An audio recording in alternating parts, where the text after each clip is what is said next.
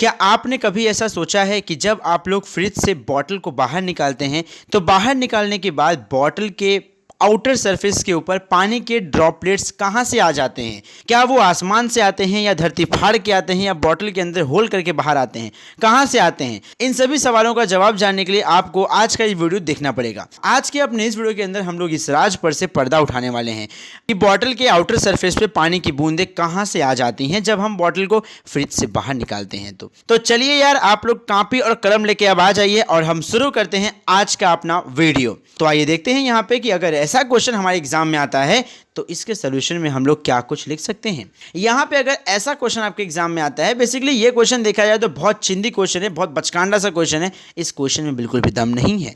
अगर ऐसा क्वेश्चन आपके एग्जाम में आ जाता है तो यहाँ पे इसके सॉल्यूशन में आपको लिखना पड़ेगा कि जैसे ही हम लोग बॉटल को रेफ्रिजरेटर यानी कि फ्रिज में से बाहर निकालते हैं, बॉटल के आजू बाजू का जो इन्वायरमेंट होता है वहां पे जो हवा मौजूद होती है वो ठंडी हो जाती है। वो ठंडी क्यों हो जाती है? क्योंकि जो हमने बॉटल को फ्रिज के अंदर से निकाला है वो बॉटल का टेम्परेचर बहुत कम होता है, और जब बॉटल के अंदर रखे हुए पानी का टेम्परेचर जो कम होता है, उस लो टेम्परेचर की वजह से उसके आजू बाजू का सराउंडिंग का जो पानी होता है, सराउंडिंग का जो हवा होता है वो ठंडा हो जाता है। और अब जैसे जैसे बाहर का जो हवा है वो ठंडा होता है, कूल होता है, उसका टेम्परेचर धीरे धीरे कम होना शुरू होता है, डिक्रीज होता है। अब जैसे जैसे उसका टेम्परेचर कम होना शुरू होता है, डिक्रीज होता है, हमारा जो पानी होता है वो सैचुरेटेड हो जाता है वाटर वेपर के साथ में। अब ये वाटर वेपर क्या होता है? वाटर वेपर मतलब पानी का भाप बनना शुरू हो जाता है। ये पानी जो होता है वो वेपर बनके उड़ना शुरू हो जाता है। आपने देखा होगा जब हम फ्रिज खोलते हैं या फ्रीजर खोलते हैं तो बहुत सारा धुआं निकलता है उसमें से। वो धुआं नहीं होता है, वो होता है वाटर वेपर। तो जब आप लोग फ्रिज को खोलते हैं तो जैसे ही आप फ्रिज खोलते हैं वैसे ही फ्रिज के अंदर का जो इन्वायरमेंट होता है वो बाहर के सराउंडिंग के साथ में अपने आप को मैच करने की कोशिश करता है, अपने आप को बैलेंस करने की कोशिश करता है। कहें तो वो अपने आप को सैचुरेट करने की कोशिश करता है। सैचुरेट मतलब फुलफिल, उसको और किसी की जरूरत नहीं है। मतलब जब वो अपने आप को बैलेंस करने की कोशिश करता है तो ऐसे में जहां पे टेम्परेचर कम होता है वहां से टेम्परेचर जहां टेम्परेचर ज़्यादा होता है वहां पे हीट जो होती है वो फ्लो होना शुरू होती है, और ये जो हीट जो फ्लो होती है वो फ्लो होती है in the form of vapour. तो जैसे जैसे यहाँ पे बाहर की हवा ठंडी होती है, टेम्परेचर जो होता है हवा का कम होता है, और जैसे टेम्परेचर कम होता है वैसे ही हमारा जो पानी होता है वो वेपर बनना शुरू हो जाता है। और जैसे जैसे ये जो वाटर का वेपर बनता है, ये वाटर का वेपर धीरे धीरे कन्वर्ट हो जाता है छोटे छोटे पानी के ड्रॉपलेट्स के रूप में, और ये ड्रॉपलेट जो होते हैं ये पानी के बोतल के ऊपर आके सेटल हो जाते हैं, जिसे हम लोग बेसिकली आमतौर पे ड्यू कहते हैं।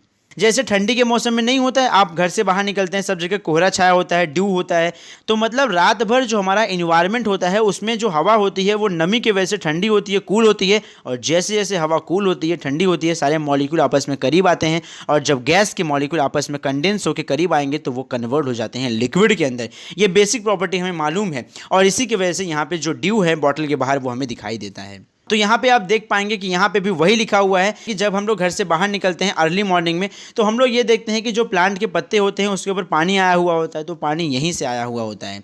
और कभी कभी हम घर से बाहर निकलते हैं तो हम गाड़ियों का जो कांच होता है, शीशा होता है, उसके ऊपर हाथ फिराते हैं तो हम पाते हैं कि पूरा पानी का ड्रॉपलेट पड़ा होता है। बेसिकली गाड़ियों का जो सीट कवर होता है, आप उसके ऊपर भी हाथ फिराओगे ना तो वहाँ भी आपको पानी देखने मिलेगा। तो वो पानी कहाँ से आता है? क्योंकि रात में गाड़ियाँ नहीं चलती हैं, तो गाड़ियाँ चलेंगे तो कार्बन डाइऑक्साइड नहीं पैदा होता है, और रात में जब कार्बन डाइऑक्साइड नहीं बनता है तो ऑक्सीजन का अमाउंट बढ़ जाता है इन्वायरमेंट में, और जब ऑक्सीजन का अमाउंट बढ़ जाता है तो ऑक्सीजन जो होती है वो ठंडी होती है, जिससे टेम्परेचर लो हो जाता है इन्वायरमेंट का, और टेम्परेचर लो हो जाता है तब वहाँ पे जो हमारे वाटर के हवा के ड्रॉपलेट होते हैं, हवा के जो मॉलिक्यूल होते हैं वो आपस में बहुत ज़्यादा कंडेंस होते हैं, बहुत करीब आते हैं, और हवा के मॉलिक्यूल जब करीब आएंगे तो वो पानी बना देंगे। तो वही पानी जो होता है वो सब जगह पे हमें जमा हुआ दिखाई देता है, ठहरा हुआ दिखाई देता है। तो बस यार यही कुछ रीज़न है जिसकी वजह से जैसे ही आप रेफ्रिजरेटर यानी कि फ्रिज से बॉटल को बाहर खींचते हैं वैसे ही आपको फ्रिज के आउटर सरफेस पे पानी के ड्रॉपलेट यानी कि पानी की बूंदें निकलते हुए दिखाई देती हैं। आई होप आप लोग को मैं इस क्वेश्चन का आंसर समझा पाया हूं। अगर आप लोग को इस क्वेश्चन के आंसर को समझने में कोई तकलीफ, कोई परेशानी आई है तो आप लोग हमें कमेंट बॉक्स में कमेंट करके बता सकते हैं। आपके सभी सवालों के जवाब हम शीघ्र अतिशीघ्र देने की कोशिश करेंगे। एंड इसके आगे के कंटेंट के साथ में हम मिलते हैं आपसे अगले वीडियो में। एंड अगर आप लोग को हमारी वीडियो से कुछ वैल्यू सीखनी मिली है तो फटाफट चैनल को सब्सक्राइब करो, एंड इस वीडियो को अपने उन दोस्तों के साथ शेयर करना बिल्कुल मत भूलिए जिन्हें इस क्वेश्चन के आंसर को समझने में तकलीफ है, परेशानी है और प्रॉब्लम है। And as usual thank you for watching. जय हिंद।